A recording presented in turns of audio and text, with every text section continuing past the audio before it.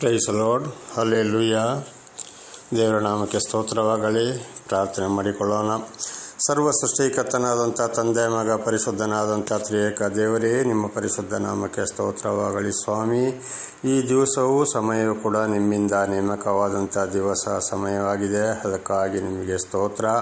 ಹಾಗೂ ಈ ದಿವಸದ ಸಂದೇಶದ ಭಾಗವನ್ನು ಕೂಡ ಹೇರಳವಾಗಿ ಆಶೀರ್ವದಿಸಿರಿ. ಇದನ್ನು ಕೇಳುತ್ತಿರುವಂಥ ನನ್ನ ಸಹೋದರ ಸಹೋದರಿ ಕೂಡ ಚೆನ್ನಾಗಿ ಕೇಳಿ ಅರ್ಥ ಮಾಡಿಕೊಳ್ಳುವಂತೆಯೂ ಆಶೀರ್ವದಿಸಿರಿ. ಯೇಸುವಿನ ನಾಮದಲ್ಲಿ ಪ್ರಾರ್ಥಿಸಿದ್ದೇನೆ, ನಮ್ಮ ತಂದೆ, ಆಮೇನ್. ಇದನ್ನು ಕೇಳುತ್ತಿರುವ ನನ್ನ ಸಹೋದರ ಸಹೋದರಿಯರೇ, ನಿಮಗೂ ಕೂಡ ನನ್ನ ನಮಸ್ಕಾರಗಳು. ಈ ದಿವಸದ ಸಂದೇಶ ಭಾಗವು ಕೂಡ ಸತ್ಯವನ್ನು ನಂಬದವರ ಬಗ್ಗೆ ಭಾಗ 3. ಸತ್ಯವನ್ನು ನಂಬದವರ ಬಗ್ಗೆ ಭಾಗ 3. ದೇವರ ನಾಮಕ್ಕೆ ಸ್ತೋತ್ರವಾಗಲಿ. ವಾಕ್ಯದ ಕಡೆಗೆ ಹೋಗೋಣ. ಜ್ಞಾನೋಕ್ತಿಗಳು 11ನೇ ಅಧ್ಯಾಯ 21ನೇ ವಾಕ್ಯ. ಜ್ಞಾನೋಕ್ತಿಗಳು 11ನೇ ಅಧ್ಯಾಯ 21ನೇ ವಾಕ್ಯಗಳು. ದುಷ್ಟನಿಗೆ ದಂಡನೆ ಖಂಡಿತ, ಶಿಷ್ಟ ವಂಶಕ್ಕೆ ರಕ್ಷಣೆ. ದುಷ್ಟನಿಗೆ ದಂಡನೆ ಖಂಡಿತ ಅಂದರೆ ಸತ್ಯವನ್ನು ತಿಳಿಸುವಾಗ ಸತ್ಯಕ್ಕೆ ಕಿವಿ ಕೊಡದಿದ್ದರೆ, ಸುಳ್ಳಿಗೆ ಕಿವಿ ಕೊಟ್ಟರೆ, ಅವರನ್ನೇ ಹಿಂಬಾಲಿಸಿದರೆ, ದುಷ್ಟನು ತನ್ನ ಹೃದಯವನ್ನು ಕಠಿಣ ಮಾಡಿಕೊಂಡು ಎಚ್ಚರಕೊಂಡು ಬದಲಾಗದೆ ಹೋದರೆ, ಅವನು ಖಂಡಿತವಾಗಿ ಅದೇ ಹಠದಲ್ಲಿ ನಡೆದರೆ, ದೇವರ ಕಡೆಗೆ ತಿರುಗಿಕೊಳ್ಳದೆ ಸತ್ಯ ಸುವಾರ್ತೆಯನ್ನು, ದೇವರನ್ನು ತಿರಸ್ಕಾರ ಮಾಡಿದರೆ ಖಂಡಿತವಾಗಿಯೂ ಶಿಕ್ಷೆಯನ್ನು ಅನುಭವಿಸಿಕೊಳ್ಬೇಕಾಗ್ತದೆ ಎಂಬುದಾಗಿ. ಶಿಷ್ಟ ವಂಶಕ್ಕೆ ರಕ್ಷಣೆ ಅಂದರೆ ಅದನ್ನು ಕೇಳಿ ಯಾರು ನಾವು ತಪ್ಪಿ ಹೋಗಿದ್ದೇವೆ ಎಂಬುದಾಗಿ ಅರ್ಥ ಮಾಡಿಕೊಂಡು ಸತ್ಯ ಸುವಾರ್ತೆಯನ್ನು ಕೇಳಿದಾಗ ಅದರ ಕಡೆಗೆ ತಿರುಗಿ ದೇವರಲ್ಲಿ ಪಶ್ಚಾತ್ತಾಪಪಟ್ಟು ದೇವರನ್ನೇ ಯಾರು ಹಿಂಬಾಲಿಸುತ್ತಾರೋ ಅವರಿಗೆ ಖಂಡಿತವಾಗಿಯೂ ರಕ್ಷಣೆ ಇದೆ. ಆದರೆ ನಂಬದೆ ಹೋದವರಿಗೆ ಖಂಡಿತವಾಗಿಯೂ ರಕ್ಷಣೆ ಇಲ್ಲ. ಮುಂದಿನ ವಾಕ್ಯಕ್ಕೆ ಹೋಗೋಣ. ದೇವರ ನಾಮಕ್ಕೆ ಸ್ತೋತ್ರವಾಗಲಿ. ಯೆರೆಮೀಯ 17ನೇ ಅಧ್ಯಾಯ 5ನೇ ವಚನ. ಯೆರೆಮೀಯ 17:5. ಯೆಹೋವನು ಹೀಗೆನ್ನುತ್ತಾನೆ, ಮಾನವ ಮಾತ್ರದಲ್ಲಿ ಭರವಸೆ ಇಟ್ಟು ನರಜನ್ಮದವರನ್ನು ತನ್ನ ಭುಜಬಲವೆಂದು ತಿಳಿದು ಯೆಹೋವನನ್ನು ತೊರೆಯುವ ಮನಸ್ಸುಳ್ಳವನು ಶಾಪಗ್ರಸ್ತನು ಎಂಬುದಾಗಿ. ಖಂಡಿತವಾಗಿ ಇವತ್ತು ಅನೇಕರು ಏನು ಮಾಡ್ತಾರಂದರೆ, ಈ ಸುಳ್ಳು ಕ್ರೈಸ್ತರು, ಸುಳ್ಳು ಬೋಧಕರು, ಸುಳ್ಳು ಪ್ರವಾದಿಗಳು ಅವರ ಮಾತಿಗೆ ಕಿವಿ ಕೊಟ್ಟು ಅವರು ಹೇಳಿದ್ದೇ ಸತ್ಯವೆಂದು ತಿಳಿದು ಸತ್ಯ ಸುವಾರ್ತೆಯನ್ನು ತಳ್ಳಿಬಿಡೋರಾಗಿದ್ದಾರೆ. ಸತ್ಯ ಸುವಾರ್ತೆಯನ್ನು ತಳ್ಳಿಬಿಟ್ಟಾಗ ಅಲ್ಲಿ ದೇವರನ್ನೇ ತಳ್ಳಿಬಿಟ್ಟವರಾಗಿದ್ದಾರೆ. ಆಗ ಇವರ ಮನಸ್ಸು ಏನಾಗಿದೆ? ದೇವರ ಕಡೆಗೆ ಇವರ ಮನಸ್ಸು ಇಲ್ಲ. ಇವರು ಈ ಮನುಷ್ಯರ ಮೇಲೆ ಇವರ ಮನಸ್ಸನ್ನು ಇಟ್ಟವರಾಗಿದ್ದಾರೆ, ಮನುಷ್ಯರನ್ನೇ ನಂಬುವರಾಗಿದ್ದಾರೆ. ಕಾರಣ ಇವರಿಗೆ ಬೇಕಾದಾಗೆ ಸುಳ್ಳು ಹೇಳಿ ಪ್ರಾಪಂಚಿಕ ವಿಷಯದಲ್ಲಿ ಇವರನ್ನು ನಡೆಸುವವರಾಗಿದ್ದಾರೆ, ಇವರನ್ನು ಸಂತೋಷಗೊಳಿಸುವವರಾಗಿದ್ದಾರೆ. ಆದರೆ ಸತ್ಯ ಸುವಾರ್ತೆ ಕಡೆಗೆ ಕಿವಿ ಕೊಡೋದಿಲ್ಲ. ದೇವರ ಕಡೆ ದೇವರನ್ನು ಕೂಡ ಇವರು ನಂಬುವುದಿಲ್ಲ. ಇವರ ಮನಸ್ಸು ಯಾರ ಮೇಲೆ ಹೋಯಿತು? ಈ ಸುಳ್ಳು ಬೋಧಕರ ಮೇಲೆ, ಪ್ರವಾದಿಗಳ ಮೇಲೆ, ಯಾಜಕರ ಮೇಲೆ ಇವರ ಮನಸ್ಸು ಹೋಯಿತು. ಆದುದರಿಂದ ಸತ್ಯ ಸುವಾರ್ತೆಯನ್ನು ತಿಳಿಸುವಾಗ ಅದನ್ನು ಅರ್ಥ ಮಾಡಿಕೊಂಡು ಯಾರು ಸತ್ಯ ಸುವಾರ್ತೆ ಮೇಲೆ ಮನಸ್ಸಿಡುವುದಿಲ್ಲೋ, ದೇವರನ್ನು ಹಿಂಬಾಲಿಸುವುದಿಲ್ಲ, ಈ ಸುಳ್ಳುಗಾರರನ್ನು ಹಿಂಬಾಲಿಸುತ್ತಾರೋ ಅವರು ದೇವರ ದೃಷ್ಟಿಯಲ್ಲಿ ಶಾಪಗ್ರಸ್ತರು ಎಂಬುದಾಗಿ ಯೆರೆಮೀಯನ ಮುಖಾಂತರ ದೇವರು ತಿಳಿಯಪಡಿಸಿದ್ದಾರೆ. ದೇವರ ನಾಮಕ್ಕೆ ಸ್ತೋತ್ರವಾಗಲಿ. ಅದರಲ್ಲೇ 9 ಮತ್ತು 10ನೇ ವಚನ. ಹೃದಯವು ಎಲ್ಲಕ್ಕಿಂತ ವಂಚಕ, ಗುಣವಾಗದ ರೋಗಕ್ಕೆ ಒಳಗಾಗಿದೆ. ಅದನ್ನು ಯಾರು ತಿಳಿದಾರೋ? ಯೆಹೋವನಾದ ನಾನು ಪ್ರತಿಯೊಬ್ಬನಿಗೆ ಕರ್ಮಫಲವನ್ನು ಅವನವನ ನಡತೆಗೆ ತಕ್ಕ ಹಾಗೆ ಕೊಡಬೇಕೆಂದು ಹೃದಯವನ್ನು ಪರೀಕ್ಷಿಸುವವನು, ಅಂತರಿಂದ್ರಿಯವನ್ನು ಶೋಧಿಸುವವನು ಆಗಿದ್ದೇನೆ ಎಂಬುದಾಗಿ ಯೆರೆಮೀಯನ ಮುಖಾಂತರ ದೇವರು ಹೇಳಿದ್ದಾರೆ. ಕಾರಣ ಯಾಕೆಂದರೆ ಸತ್ಯವನ್ನು ತಿಳಿಯುವುದಿಲ್ಲ, ಸುಳ್ಳನ್ನು ಇವರು ಹಿಂಬಾಲಿಸ್ತಾರೆ, ದೇವರನ್ನು ಕೂಡ ಇವರು ಹಿಂಬಾಲಿಸುವುದಿಲ್ಲ, ಸತ್ಯವನ್ನು ಅರಿತುಕೊಂಡು ಯೋಚನೆ. ಅದರ ಕಾರಣ ಯಾಕೆಪ್ಪ ಅಂದರೆ ಅವರ ಹೃದಯ ವಂಚಕವಾಗಿದೆ, ಹೃದಯ ಶುದ್ಧ ಇಲ್ಲ, ಮನಸ್ಸು ಶುದ್ಧ ಇಲ್ಲ. ಆದುದರಿಂದ ಇವರು ಸತ್ಯದ ಕಡೆಗೆ ಬರುವುದಿಲ್ಲ, ಅದನ್ನು ತಿಳಿದುಕೊಳ್ಳುವುದಿಲ್ಲ. ಈ ಸುಳ್ಳು ಜನರ ಕಡೆಗೆ ಇವರು ಹೋಗ್ತಾ ಇದ್ದಾರೆ. ಹಾಗೆ ಮಾಡೋರಿಗೆ ಪ್ರತಿಯೊಬ್ಬರಿಗೂ ಅವರವರ ನಡತೆಗೆ ತಕ್ಕ ಹಾಗೆ ನಾನು ಶಿಕ್ಷೆಯನ್ನು ಕೊಡುತ್ತೇನೆ. ಅಂದರೆ ಸತ್ಯವನ್ನು ತಿಳಿಸಿದಾಗ ತಿಳ್ಕೊಳ್ಳದೆ ದೇವರನ್ನು ಹಿಂಬಾಲಿಸಿದ ಈ ಸುಳ್ಳು ಬೋಧಕರನ್ನ, ಪ್ರವಾದಿಗಳನ್ನ, ಯಾಜಕರನ್ನ ಯಾರು ಹಿಂಬಾಲಿಸುತ್ತಾರೋ, ಸತ್ಯಕ್ಕೆ ಯಾರು ಮನಸ್ಸು ಕೊಡ್ತಾರೋ, ಅದರಂತೆ ಯಾರು ನಡೆಯುತ್ತಾರೋ ಅವರಿಗೆ ತಕ್ಕ ಹಾಗೆ ಪ್ರತಿಫಲ, ಅಂದರೆ ಅದಕ್ಕೆ ತಕ್ಕಾದ ಶಿಕ್ಷೆ. ಅದು ಮಾತ್ರವಲ್ಲ, ಹೃದಯವನ್ನು ಪರೀಕ್ಷಿಸುವವನು ಅಂತರಿಂದ್ರಿಯವನ್ನು ಶೋಧಿಸುವವನು ಆಗಿದ್ದಾನೆ. ಪ್ರತಿಯೊಬ್ಬರ ಹೃದಯವನ್ನು ಬಲ್ಲವರು, ಯಾವ ರೀತಿ ಯೋಚನೆ ಮಾಡ್ತಾ ಇದ್ದಾರೆ, ಏನು ಮಾಡ್ತಾರೆ ಎಂಬುದಾಗಿ, ಅದು ಅಲ್ಲದೆ ಇವರ ನಡೆ, ನುಡಿ, ಕ್ರಿಯೆಗಳು ಯಾವ ರೀತಿ ಇವೆ ಅಂತೇಳಿ ಪರಿಶೋಧಿಸುವವನು ದೇವರಾಗಿದ್ದಾನೆ. ದೇವರಿಗೆ ಯಾವುದೇ ಬಟ್ಟ ಬಯಲು ಇಲ್ಲ. ಆದುದರಿಂದ ಸತ್ಯ ಸುವಾರ್ತೆಯನ್ನು ನಂಬದೆ ಹೋದರೆ ಯಾರು ಸುಳ್ಳುಗಾರರನ್ನು ಹಿಂಬಾಲಿಸುತ್ತಾರೋ ಅವರನ್ನು ದೇವರು ಶಿಕ್ಷೆಗೆ ಒಳಪಡಿಸುವವನಾಗಿದ್ದಾನೆ. ಪ್ರತಿಯೊಬ್ಬರ ಹೃದಯವನ್ನು ಕೂಡ ಪರೀಕ್ಷಿಸುವವನಾಗಿದ್ದಾನೆ, ಶೋಧಿಸುವವನಾಗಿದ್ದಾನೆ.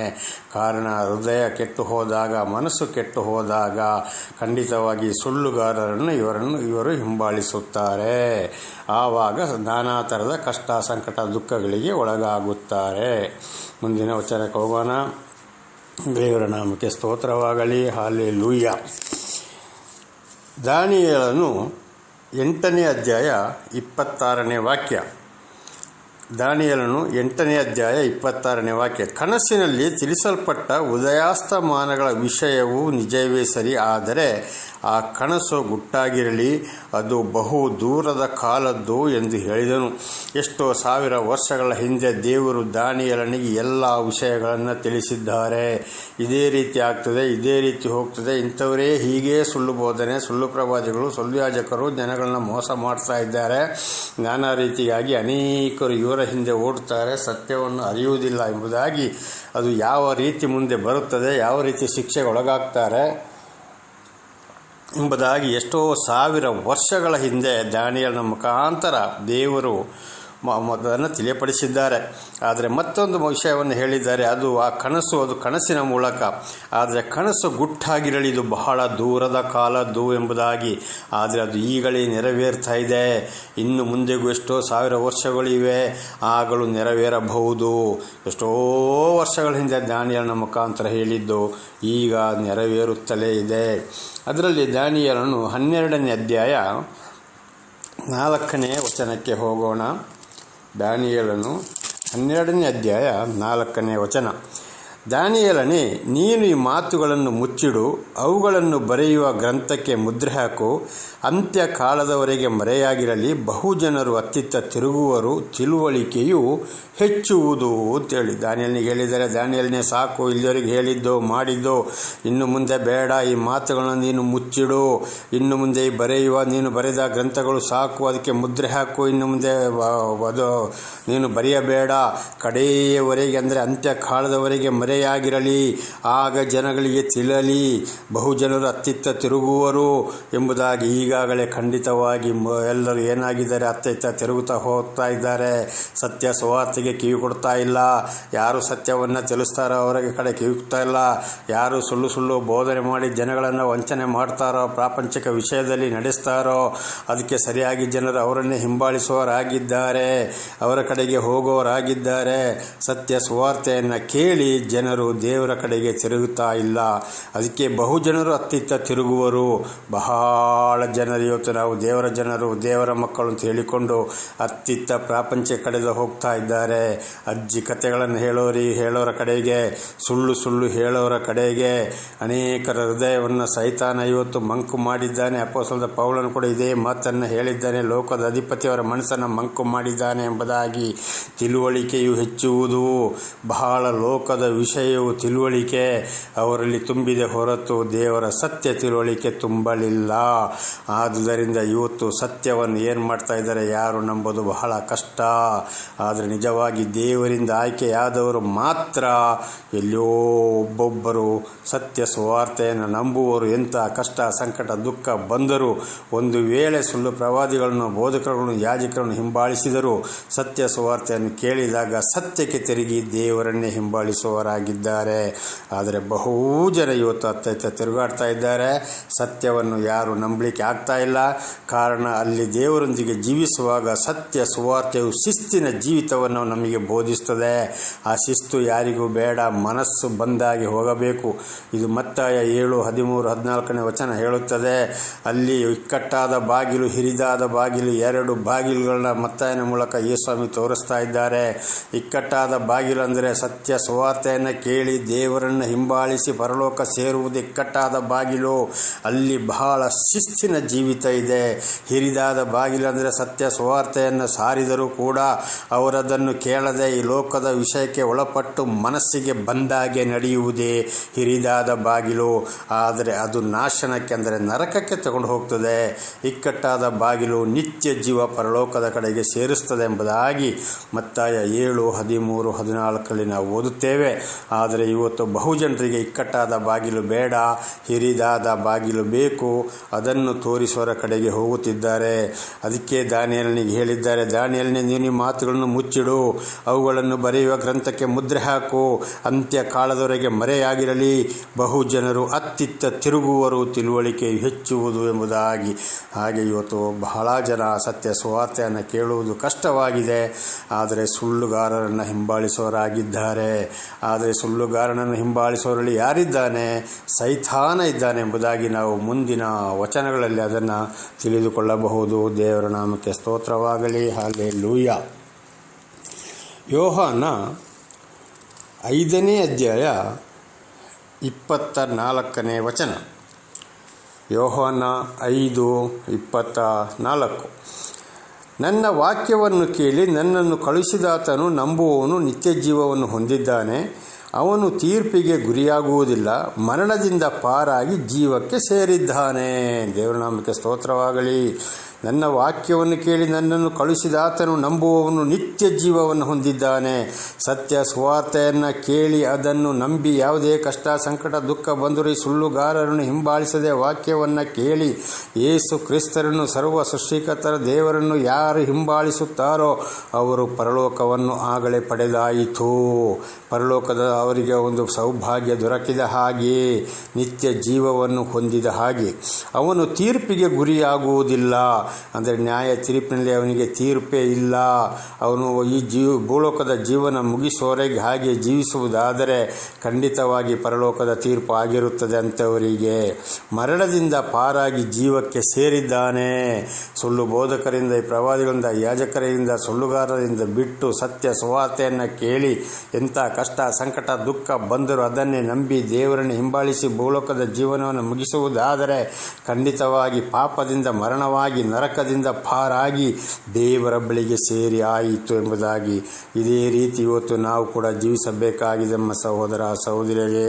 ದೇವರ ನಾಮಕ್ಕೆ ಸ್ತೋತ್ರವಾಗಲಿ. ಹಲ್ಲೆಲೂಯಾ. ಹಾಗೆ ಮುಂದಿನ ವಚನಕ್ಕೆ ಹೋಗೋಣ. ಯೋಹಾನ 11:25-26. ಯೋಹಾನ 11:25-26. ಯೇಸು ಆಕೆಗೆ, ನಾನೇ ಪುನರುತ್ಥಾನವೂ ಜೀವವೂ ಆಗಿದ್ದೇನೆ. ನನ್ನನ್ನು ನಂಬುವವನು ಸತ್ತರೂ ಬದುಕುವನು. ಯಾರಿಗೆ? ಸಮಾರ್ಯದೊಂದು ಮಹಿಳೆಗೆ ದೇವರು ಹೇಳ್ತಾ ಇದ್ದಾರೆ, ಖಂಡಿತವಾಗಿ ನಾನೇ ಪುನರುತ್ಥಾನವೂ ಜೀವವೂ ಆಗಿದ್ದೇನೆ. ನನ್ನನ್ನು ನಂಬುವವನು ಸತ್ತರೂ ಬದುಕುವನು. ನಿಜವಾಗಿ ಇವತ್ತು ನಮ್ಮನ್ನು ನಡೆಸುತ್ತಿರುವವರು, ಪರಲೋಕಕ್ಕೆ ತೆಗೆದುಕೊಂಡು ಹೋಗುವವರು, ನರಕಕ್ಕೆ ತಳ್ಳುವವರು ಯೇಸು ಕ್ರಿಸ್ತನು ಅಂದರೆ ಸರ್ವ ಸೃಷ್ಟಿಕರ್ತನ ದೇವರು ಆಗಿದ್ದಾರೆ. ದೇವರ ನಾಮಕ್ಕೆ ಸ್ತೋತ್ರವಾಗಲಿ. ಅವರನ್ನು ನಂಬಿದರೆ, ಅವರ ಮಾತನ್ನು ಕೇಳಿದರೆ, ಅದನ್ನೇ ಹಿಡಿಕೊಂಡು ನಾವು ಅವರನ್ನೇ ದೇವರನ್ನೇ ಹಿಂಬಾಲಿಸಿದರೆ, ಈ ಸುಳ್ಳು ಜನರನ್ನು ಬಿಟ್ಟು ನಾವು ಜೀವಿಸುವುದಾದರೆ ಖಂಡಿತವಾಗಿ ನಾವು ಆತ್ಮೀಕವಾಗಿ ಮರಣದಿಂದ ಪಾಪದಿಂದ ಸತ್ತರೂ ಕೂಡ, ಸಾಯೋರಾದರೂ ಕೂಡ ನಾವು ಬದುಕುವರು. ಹಲ್ಲೆಲೂಯಾ.